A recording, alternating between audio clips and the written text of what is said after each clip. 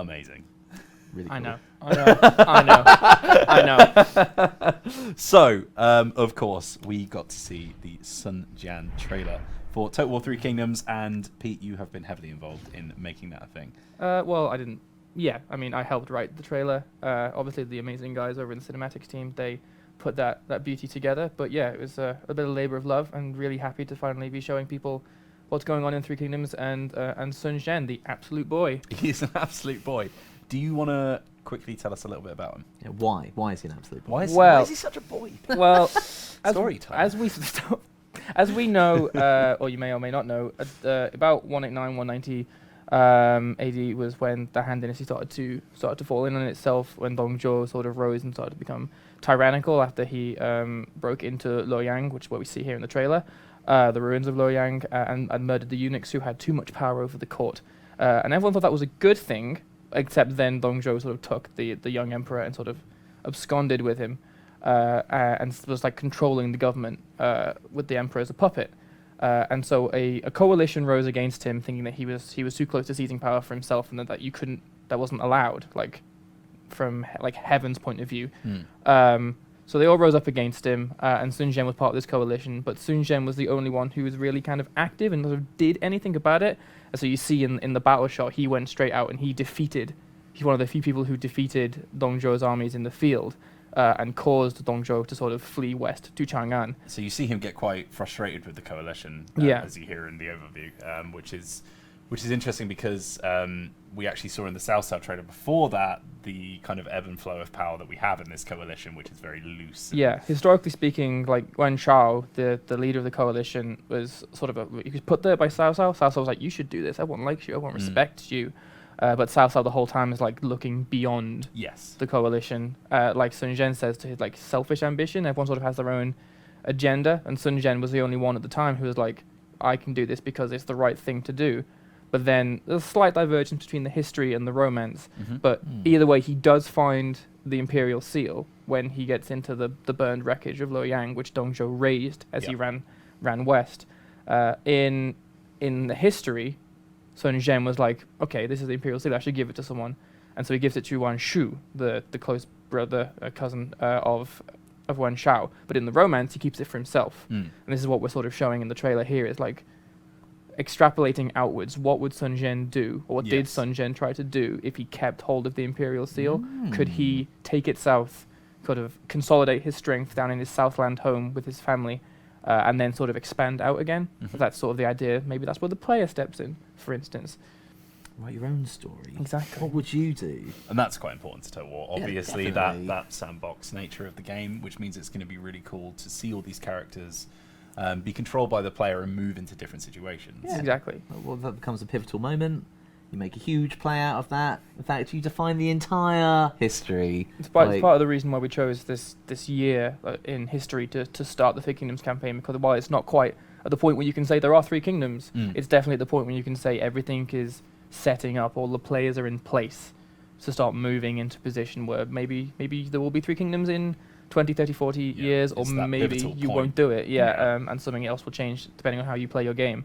But all of China changes on this sort of fulcrum moment in 189, 190, when Dongzhou sort of takes the emperor. Are there any cool little tidbits that people might not have caught in the trailer? Looking at one right now, kind of, little Easter egg. It's just sort of while he's talking there in the background, all these little guys in the background, these are all characters from Three Kingdoms.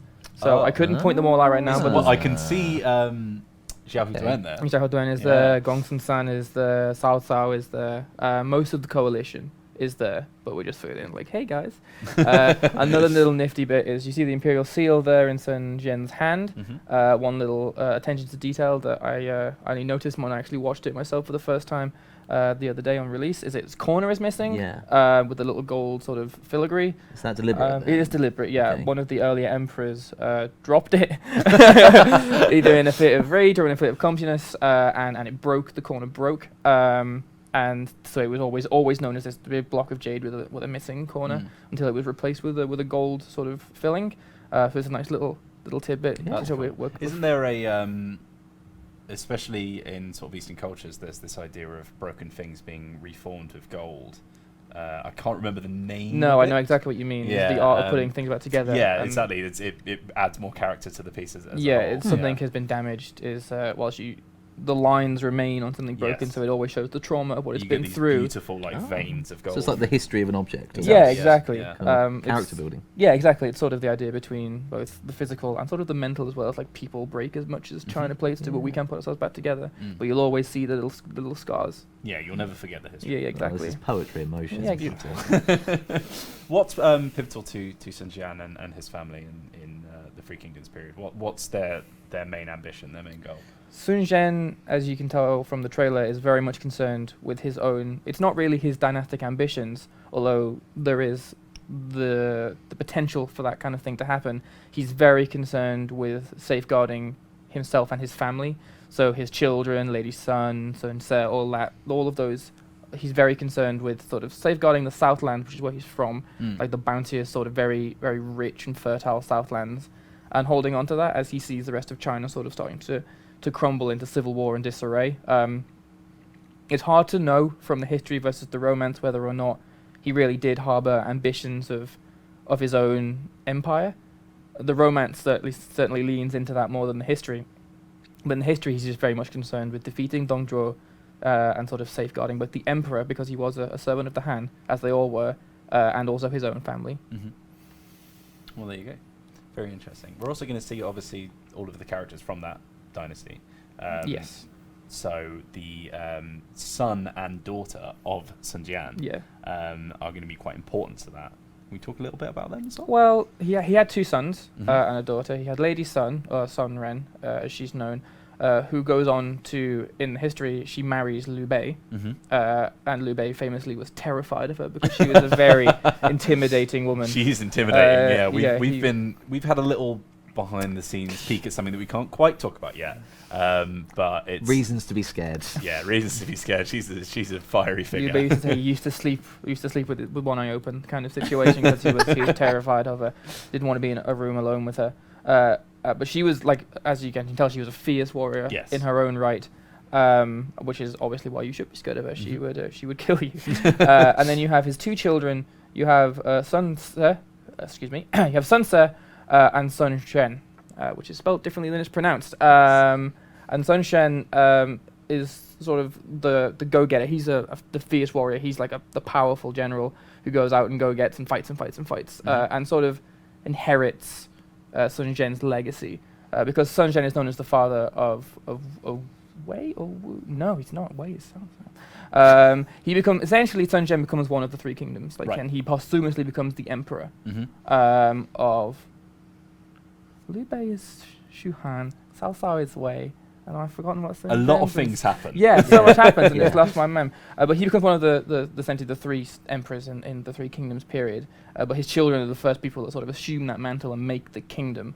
And Sun Shen and Sun Se are sort of the inheritors of that and become his legacy as he goes forward, as he says in the trailer. Like, he is they are his purpose, and they take that forward.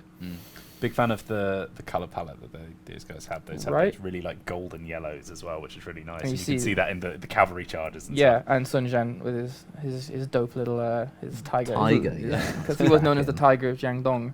And so he has his little throw on his back, which is what you see again in the trailer in a minute. So we were talking briefly whilst the trailer was rolling about the Mandate of Heaven. I think it was Wu, by the way. It's Wu, the Kingdom of Wu. There we go. Yeah. Thanks, Confirmed Chat. from the chat. Thank you. It was because Wu and Wei are very similar in my head. So, how important is the Mandate of Heaven to the whole sort of like power struggle in China? It's the linchpin. It's whether or not they believed, like an individual warlord believed in it, which they almost certainly did. It was the reason behind sort of everything. So Dongzhuo thought he was protecting the Mandate of Heaven by protecting the emperor, because on a high level, the Mandate of Heaven is sort of like analogous with our divine right of kings. So the emperor or the leader is chosen by God or by the heavens to rule, except for us in the West, it is an unassailable right. It passes down from generation to generation. In ancient China, it was very much, if the heavens were pleased with you, you were able to be emperor. You would have the Mandate of Heaven. But if it was displeased with you, it could be seen as the mandate being lost, and a lot of events would be construed. So like earthquakes, famines, droughts, would be construed as heaven's displeasure with the ruling government, with the dynasty. And before this happens, before this year, this does happen a lot. There's quite a large famine. There's earthquakes. There's floods. I mean, we know now that the Yellow River is always flooded because it just floods a lot. And China is just a country of massively shifting temperatures. But back then, they must have been like, oh, heaven is displeased. Yeah. And a lot of people saw this, and a lot of people thought, especially the warlords, they thought, well, maybe heaven really has abandoned the Han, and maybe it's time for someone else to seize it. Because a lot of the text and the literature at the time suggests that if the dynasty has lost the mandate of heaven, then the only way to claim it for yourself is through force of arms, because there's no other way. It's like if you can prove that you're stronger and can defeat sort of the incumbent dynasty, it's yours for the taking. Very interesting. Well, there you go. So as you can see, Free Kingdoms is out in spring 2019, so stay tuned for that. We're going to be at Gamescom as well, so we're going to have lots of content coming from that. Your boy Jordan Wright's going to be over there. And your boy Pete Stewart as well. And your boy Pete Stewart. Yeah, well, there you go. might not see me on the stand, but I will be over there. Yeah, so you see me on the stand. He will be giving interviews and doing meet one of these Yeah. two, then let them know. Yeah, do let me know, actually. Yeah. I'm sure I can make set sure to something avoid you all. And of course, you'll be able to grab a playthrough as well. You'll be able to hands-on, first hands-on, First hands-on. right? Hands-on. It's Which very is good, a cool guys. 10-minute demo. 10 minutes? 5-10 minutes. Depends on how you play it, Yeah. which is Yeah. quite interesting. So we can't Yeah. delve into it too much No, right but now. five, because 10 minutes are very fun. 5 or Yes. 10 Yeah. minutes. Yeah. I'm excited. And to see pretty people's intense 5-10 reactions. minutes as well, I do say so. and a very beautiful setting as well. It's Absolutely. one thing that you'll see is with the art design in Free Kingdoms, they've really Oh, they've nailed it. pushed down. it to This is just such a beautiful. As the piece trailer of shows art. that as well, man. It's just Yeah, gorgeous. just those glimpses of the campaign map Yeah. going through, all the reflections and the light. It's This absolutely is stunning. another exciting thing that we haven't even talked about, the fact that it's the campaign map reveal as well. It's the first Yeah. time that people are going to get a glimpse of that campaign map, which is You know what I really love interesting. seeing? The city kind of Growing, deconstruction yeah. and reconstruction happening. That's so. that was a fave of mine for a while. A bit sped up, but definitely does move like that. And one thing that can't talk a huge amount, I don't think, but nice to see was like, was that a day and night cycle I spotted on the? Oh, what's this? It starts off in the evening, doesn't it? Or the sunrise or the sunset. I can't remember which way the camera is going. And then by the end, it's daytime. So maybe there's something there. Who knows?